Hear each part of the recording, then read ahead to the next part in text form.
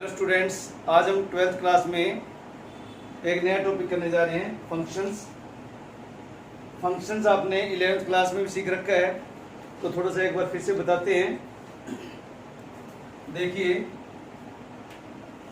Functions क्या होते हैं? रिलेशन होता है स्पेशल टाइप का, उसको हम फंक्शन बोलते हैं। सभी फंक्शन जो हैं रिलेशन हो सकते हैं, लेकिन सभी रिलेशन जो है वो फंक्शन नहीं हो सकते, इस बात को ध्यान रखना।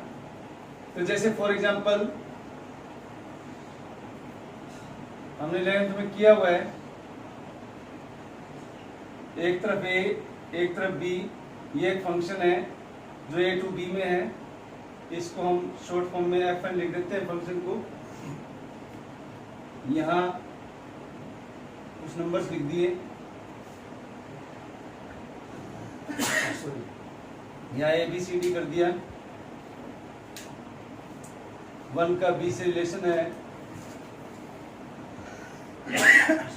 2 का सी से है, 3 का ए से है, 4 का डी से है। तो इसका मतलब ये है कि ए वाले सेट में कोई भी एलिमेंट्स खाली नहीं रहना चाहिए। तो ऐसे कॉम्बिनेशन को हम, ऐसी मैपिंग को फंक्शन बोलते हैं। अब कई बार ऐसा होता है, कुछ बच्चे क्या सोचते हैं, जैसे ये ए टू बी है, ये ए है, ये बी है, ए टू बी फंक्शन है, 1 2 3 4 ए बी सी डी, और इसमें ऐसे बना देते हैं।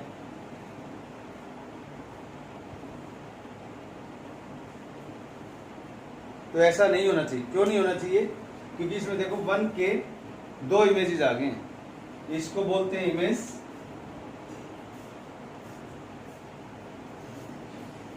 इसको बोलते हैं प्री इमेज। तो ए वाले एलिमेंट्स में 1 के 2 इमेजेस हैं, तो इसको हम फंक्शन नहीं बोलेंगे। अब एक और केस आ जाता है, जैसे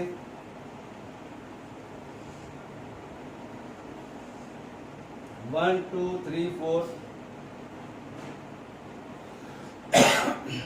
इसकी मैपिंग भी ए टू बी में है।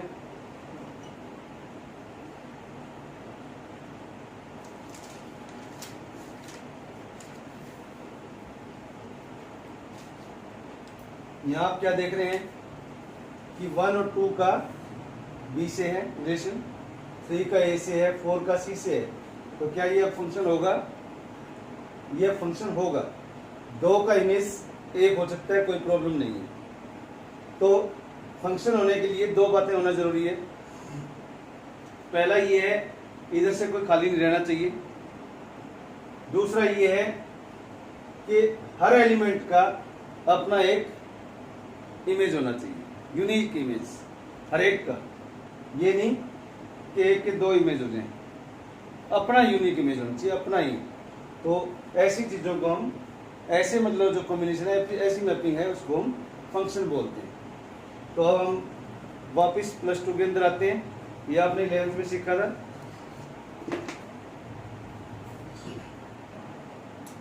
अब टाइप्स ऑफ फंक्शंस करते हैं। टाइप्स ऑफ फंक्शंस में हमारे पास 4 टाइप्स ऑफ फंक्शन हैं, लेकिन मेनली जो है 2 टाइप्स ऑफ फंक्शंस हैं, उन्हीं के टुकड़े करके 4 टाइप्स ऑफ फंक्शंस बनाए गए हैं। तो पहला जो है हमारे पास है 1 फंक्शन, उसको हम इंजेक्टिव फंक्शन भी बोलते हैं। देखिए,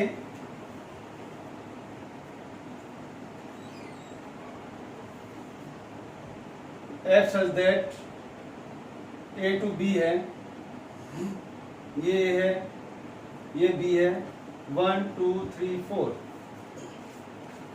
यहाँ ए बी सी डी।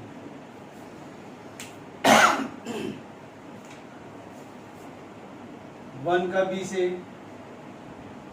2 का ए से, 3 का सी से, 4 का डी से। तो इस तरह का जो फंक्शन है, जिसका अपना ही एक यूनिक इमेज है, हर एक एलिमेंट का इमेज है, कोई भी इधर खाली नहीं रहना चाहिए, तो ऐसे फंक्शन को हम 1 फंक्शन बोलते हैं। देखिए,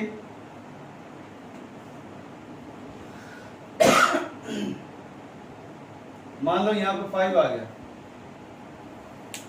तो ये इस टाइम तो ये बिल्कुल फंक्शन भी नहीं है। क्यों? क्योंकि यहाँ पे हर एक एलिमेंट का अपना इमेज नहीं है। तो अब यहाँ पे ऐसा नहीं होना चाहिए। कोई खाली नहीं रहना चाहिए, मतलब कहने का यहाँ ये है। ठीक है, अब सपोज करो यहाँ खाली रह गया, ऐसा केस भी तो आ सकता है। तो ऐसे केसेस में ये जो है क्या बन जाएगा, ऑन टू फंक्शन बन जाएगा, जिसका हम आगे जो है चर्चा करेंगे। लेकिन अभी फिलहाल 1-1 का है। अब कई बार क्या होता है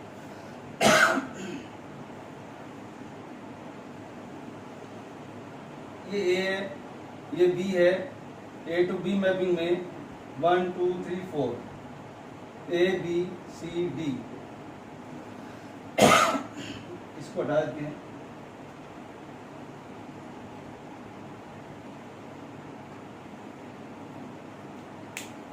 देखने में साफ लगता है कि इधर से कोई खाली नहीं है। आप कहेंगे अब 1-1 हो गया, लेकिन अब ये इस टाइम 1-1 नहीं है। क्यों नहीं है? क्योंकि इन दो के एक इमेज है, इसमें हर एक का अपना इमेज होना चाहिए, डबल का नहीं होना चाहिए। दो के एक इमेज है और इधर कोई खाली नहीं है, तो ये क्या बन गया, ये many one function. Many one मतलब जिसमें एक के कई प्री इमेज हो गए, एक के दो प्री इमेज हो गए, तो यहाँ पे ये मैनी प्री इमेज हो गई यहाँ पे, तो इसको हम बोलेंगे मैनी वन फंक्शन, जो मैंने यहाँ पे लिखा है। तो इसको हम एक बार पढ़ देते हैं।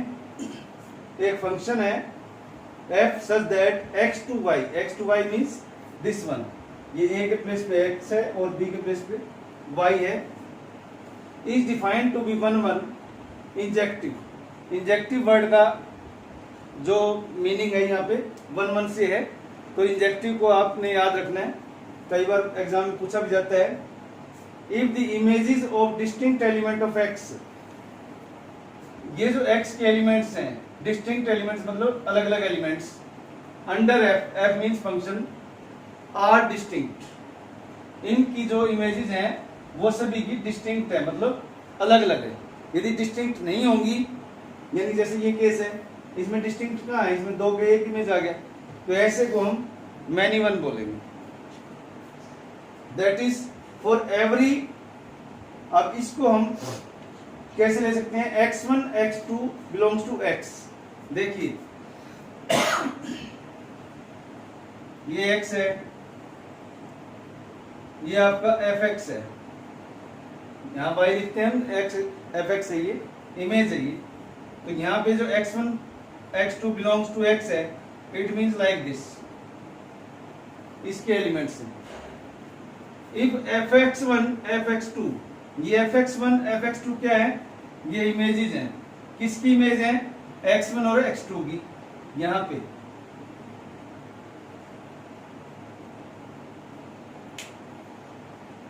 ये मैथमेटिकल अप्रोच चल रही है इसमें। तो every x1 x2 belongs to x, जो x1 x2 है, जो x में बिलोंग करते हैं, तो उनका जो इमेज आएगा fx1 fx2। तो यदि ये इक्वल हैं तो x1 और x2 को इक्वल होना पड़ेगा। किसके लिए इक्वल होना पड़ेगा, 1-1 फंक्शन के लिए। हम क्वेश्चन में करके दिखाएंगे आपको, तब आपको अच्छी तरह समझ में आएगा। तो इस चीज को आपने माइंड में रखना है कि जब भी आप 1-1 फंक्शन को प्रूव करेंगे या शो करके देखना चाहेंगे, तो हमें मेथड में क्या लेना पड़ेगा, for every x1 x2 belongs to x, कुछ दो एलिमेंट्स लेने पड़ेंगे जो x को बिलोंग करेंगे, और then we have to find out the image of x1 x2 in the function fx1 equal to fx2, और इनको इक्वल करने के बाद जो आपको x1 x2 इक्वल होता है तो ठीक है, तब तो है 1-1, और यदि इक्वल नहीं होता है तो that is many one functions. तो अब एक एग्जांपल लेके देखते हैं, उसको अच्छी तरह से आपको समझ में आ जाएगा, नोट कर लीजिए।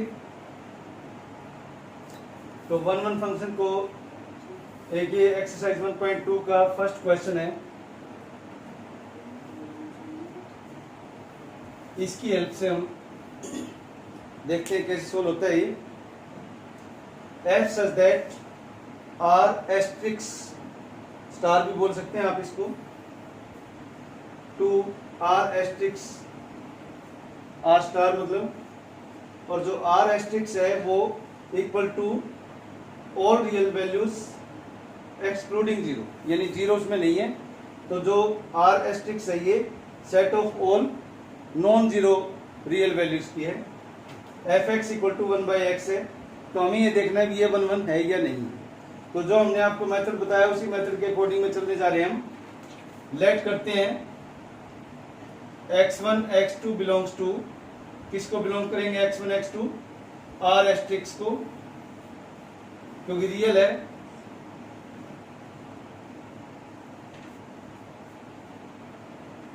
उसके बाद fx1 निकाल लेते हैं, इसमें वैल्यू सब्स्टिट्यूट कर देते हैं 1/x1। fx2 निकाल लेते हैं 1/x2। नेक्स्ट स्टेप था if fx1 equal to fx2, तो क्या होगा, ये दोनों वैल्यूज जो है इक्वल रखनी पड़ेंगी हमें। क्रॉस मल्टीप्लाई करेंगे तो आपका क्या आ जाएगा, x1 इक्वल टू x2। तो यदि ये x1 इक्वल टू x2 आ जाता है तो ये क्या बन जाएगा, 1 1 फंक्शन हो जाएगा। तो देयरफॉर इट इज 1 1, राइट। तो इस तरह से हम क्वेश्चंस को सोल्व करेंगे। अब आप कहेंगे सर ये तो हर एक में आ जाएगा, चलो एक क्वेश्चन और करके देखते हैं। fx जो है x² लेते हैं और फंक्शन हमारा जो है r2r, रियल टू रियल है। स्टेप्स वही फॉलो करेंगे। Let x1 x2 belongs to r real number, fx1 निकाल लो, x1 स्क्वायर, fx2 निकाल लो, x2 square. If fx1 equal to fx2 then what happen, x1 square equal to x2 square. क्या बनेगा, आप तो जल्दबाजी में ऐसे लिख जाओगे, आगे x1 इक्वल टू x2, लेकिन आपको क्या पता यदि हम x1 की वैल्यू निकालेंगे तो x2 के स्क्वायर के ऊपर रूट लगेगा, तो वैल्यू क्या आ जाएगी आपके पास, ये आ जाएगी। आगे ना, तो ये आ गया। तो इससे क्या दिखाई दे रहा है कि एक वैल्यू का जो इमेज है उसके डबल डबल इमेज हो गई, जिसे आप देख सकते हो ना कि यहां पर 1 और 2 आ गया, मान लो कोई भी, तो उसके जो इमेज है ऐसे डबल हो गई, प्लस में भी आ गए और माइनस में भी आ गए। तो एक ही चीज के दो दो इमेज हो जाएं तो वो क्या बन जाता है, क्या बन जाता है, वो मैच नहीं करता। अब यहाँ पे जैसे केस क्या है, 2 का एक इमेज आ गया, यानी दो वैल्यूज के एक इमेज आ जाए। मान लो यहाँ पर आप रखते हो 2, तो यहाँ पे ये x1 x2 इक्वल है दोनों दोनों, तो ये भी प्लस माइनस 2 हो जाएगा। तो यहाँ पे आपका जो इधर के दो की जो इमेज है वो एक आ जाएगी, तो कौन सा फंक्शन हो जाएगा, वो मैनी वन फंक्शन हो जाएगा। क्यों हो जाएगा, क्योंकि हमने जो रिलेशन रखा हुआ था, यदि x1 x2 आ जाता है इक्वल में तब तो ठीक है, और अदरवाइज वो क्या बन जाएगा, वो मैनी वन फंक्शन बन जाएगा। तो it is many one function. ये आपका 1 1 नहीं है। अब हम लेते हैं ऑन टू फंक्शन, इसको हम सब्जेक्टिव भी बोलते हैं। जैसे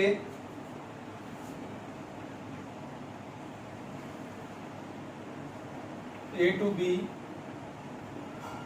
मैपिंग है 1 2 3 4 A B C।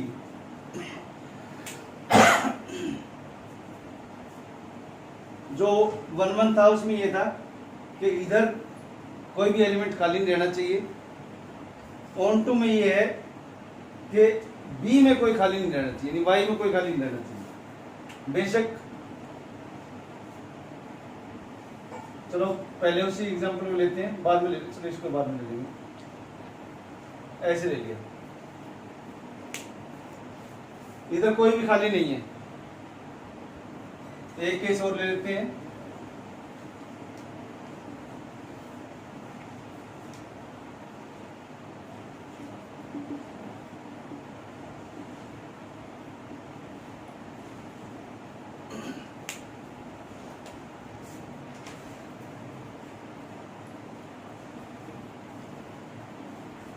राइट,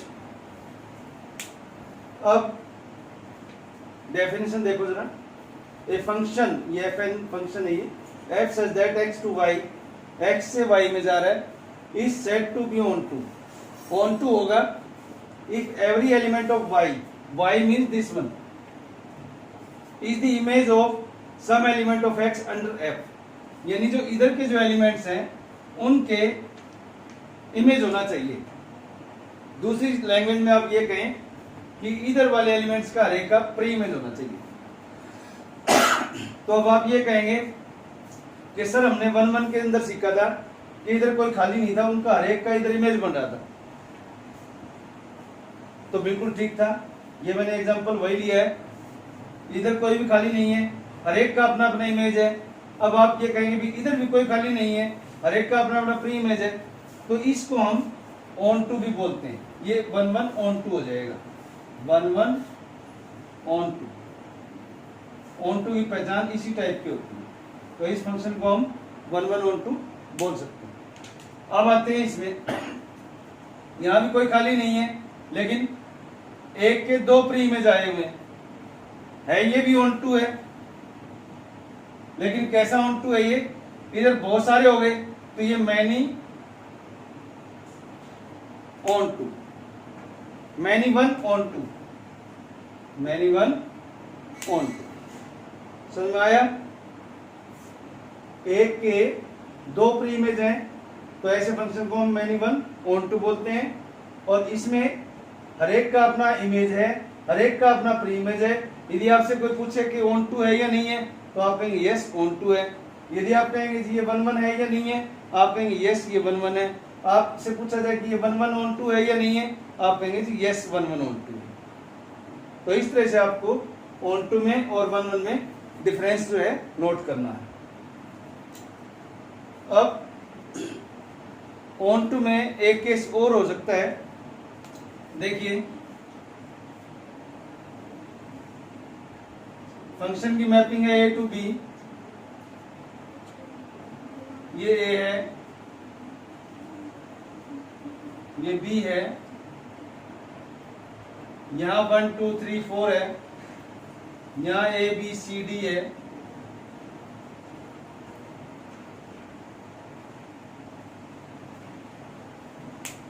ठीक है। अब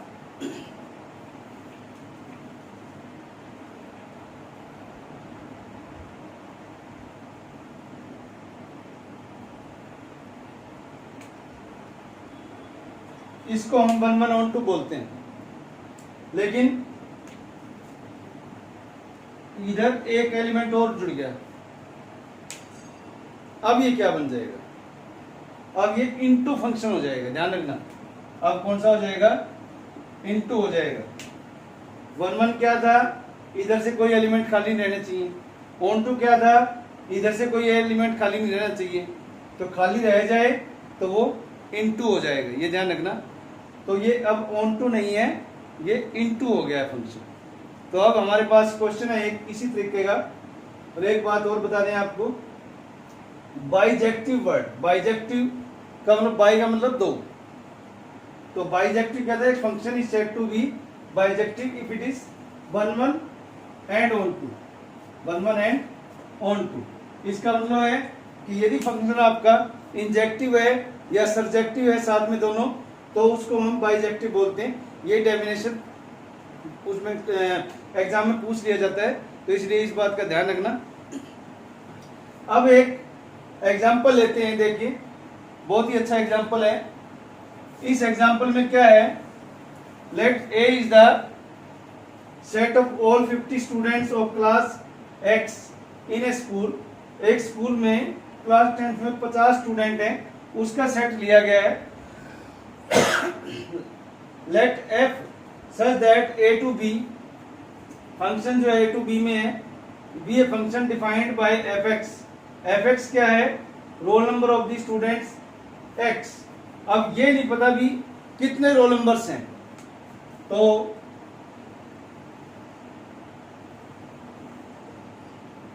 ये आपका एफ एक्स हो गया, ये आपका एक्स हो गया।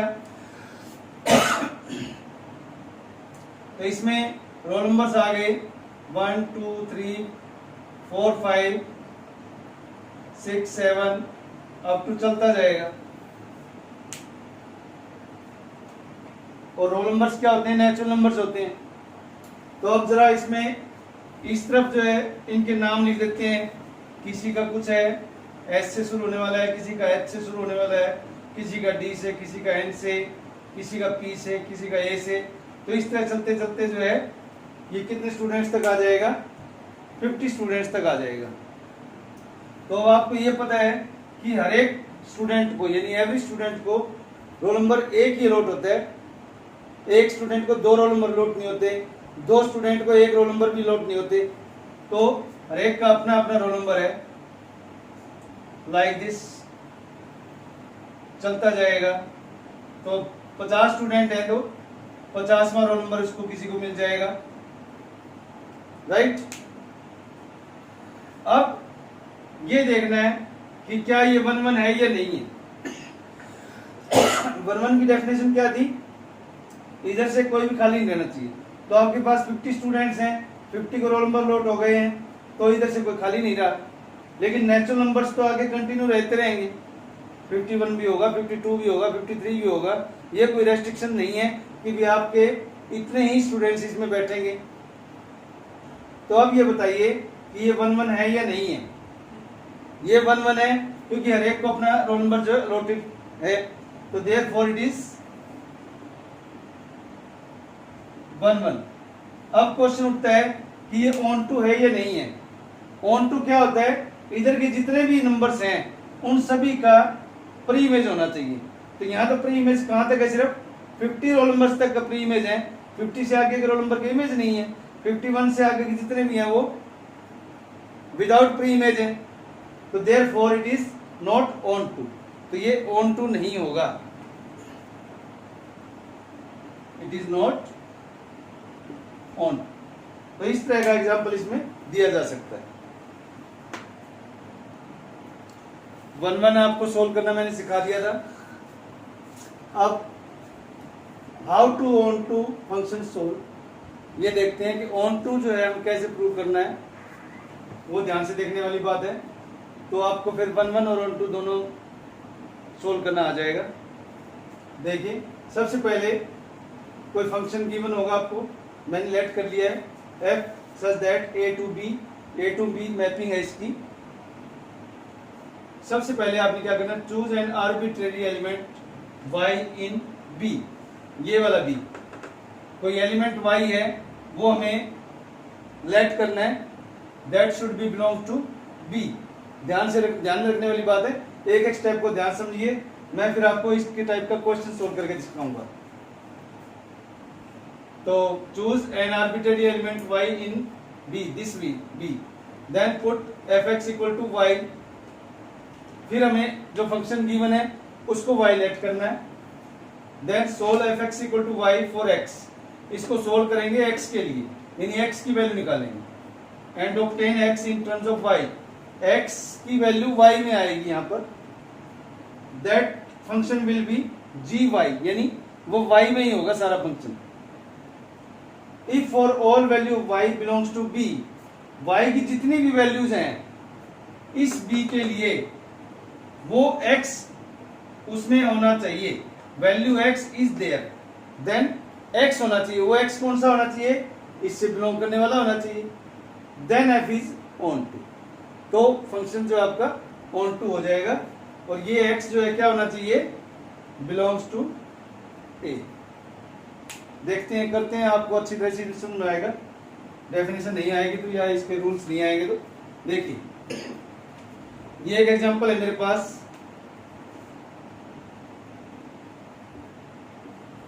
F such that R to R means real to real, real values आपको पता है, given by f x equal to x cube plus 2 for all x belongs to R, यानी कोई प्रॉब्लम नहीं है, इधर भी आर है उधर भी आर है, कोई दिक्कत नहीं है। अब पहला स्टेप लेते हैं, choose an arbitrary element y in b, तो लेट करते हैं y जो है आपका बिलोंग्स टू r हो गया, और क्या है fx को y के इक्वल ले लेते हैं, let fx equal to x cube plus 2 को y ले लिया, आर्बिट्रेरी एलिमेंट भी चूज कर लिया और इस एलिमेंट को हमने y के इक्वल में लिख लिया। यहां से आपको क्या निकालना है, सोल्व करना है x के लिए, तो अब x की वैल्यू निकालेंगे यहां से, तो एक्स क्यूब कितना आ जाएगा, y माइनस 2 आ जाएगा, और वैल्यू x की निकालनी है तो x निकालेंगे, तो ये 3 क्या आ जाएगा ऊपर, यहां क्यूब रूट बन जाएगा। क्लियर है? अब ये जो y है, ये y कैसा है, ये y इस r को बिलोंग होना चाहिए, तो इसमें कोई भी रियल वैल्यू पुट करें आप, कोई भी रियल वैल्यू 1 पुट कर लें, 2 पुट कर लें, -1 पुट कर लें, फ्रैक्शन वाली पुट कर लें, तो हर एक का यहाँ पे अपना इमेज आएगा, और वो इमेज जो वैल्यू आएगी, वो x की जो वैल्यू आएगी, वो x की वैल्यू इस r को बिलोंग करेगी, यानी रियल वैल्यू होगी। तो क्या लिखेंगे, फॉर एवरी या for all value of y belongs to r, value of x belongs to r आ जाती है, value of x belongs to r, therefore it is on. Clear है? एक एग्जांपल और लेके दिखाते हैं, एक एग्जांपल और लेते हैं, देखते हैं ये ऑन टू है या नहीं है। अब की बार मैंने एक्स क्यूब के प्लेस पर एक्स स्क्वायर प्लस 2 पुट कर दिया है, तो देखिए let y belongs to r, let f x equal to x square plus 2 equal to y, x square का वैल्यू क्या आया, y माइनस 2, x आ जाएगा आपका y माइनस 2 का रूट। तो अब देखिए, फॉर ऑल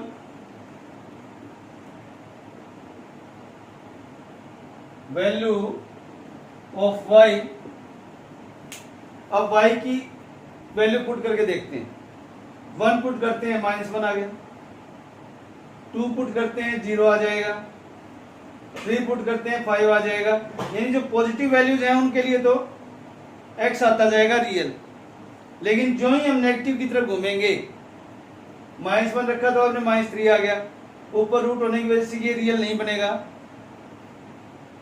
-3 पुट करते हैं तो -5 आ जाएगा। तो हमें क्या चाहिए, हमें क्या चाहिए कि y की हर एक वैल्यू के लिए x की जो वैल्यू आएगी that should be belongs to this real number, but here this is not possible, so therefore it is not on to।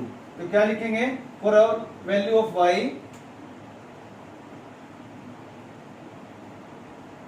x belongs to r is not available,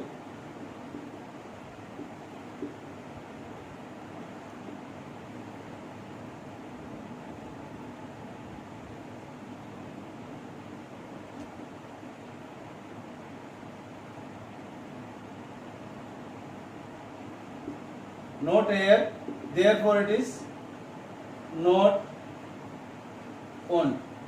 तो या आप ये लिख सकते हैं, for all value of y x does not belongs to r, therefore it is not on to, इतना भी लिख सकते हैं, that is satisfied and that is sufficient।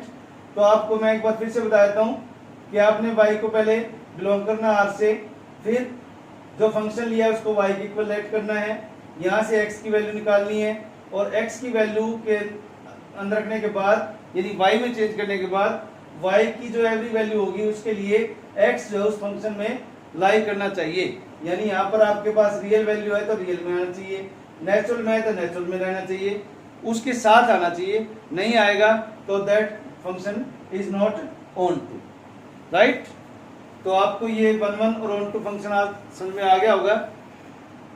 That's all for today, thanks.